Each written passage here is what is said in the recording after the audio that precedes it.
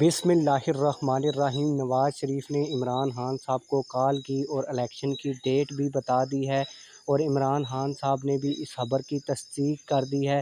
इस खबर की मुकम्मल तफसीलात आप लोगों को बताने जा रहा हूं और खबर का सबूत भी आप लोगों को देने जा रहा हूं। लेकिन वीडियो शुरू करने से पहले आप लोगों से एक छोटी सी रिक्वेस्ट है, अगर आपने अभी तक हमारे चैनल को सब्सक्राइब नहीं किया तो जल्दी से चैनल को सब्सक्राइब कर लें ताकि आने वाली नई वीडियोज़ आप लोगों को बर वक्त मिलती रहें।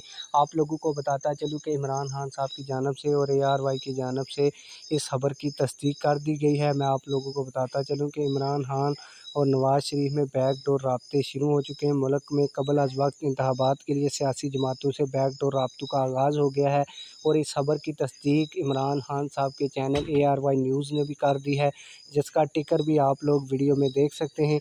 इमरान खान चाहते हैं कि फौरी इलेक्शन हो और वो नवंबर से ज़्यादा ताख़ीर नहीं चाहते।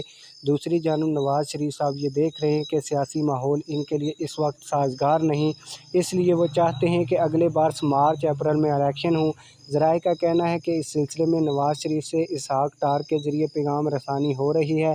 इनको ये पैगाम 2-3 मरतबा दिया जा चुका है कि मियाँ साहब से कहीं कि वो मान जाएं कि इस वक्त मुल्क के जो माशी हालात हैं इनमें इंतखाबात की ताहीर मुनासिब नहीं, चाहें तो वो इसकी जगह कोई और शर्त मनवा लें। इमरान खान की जानिब से इलेक्शन अक्टूबर नवंबर में करवाने के पैगाम का नवाज़ शरीफ की जानिब से अब तक कोई जवाब नहीं दिया गया। ज़राए का कहना है कि इस सिलसिले में जवाब कुछ वक्त में आ सकता है। आप लोगों की इस हवाले से क्या राय है? कमेंट सेक्शन में अपनी राय का ज़रूर इजहार फरमाएं। मिलते हैं किसी और वीडियो में। अल्लाह हाफिज़।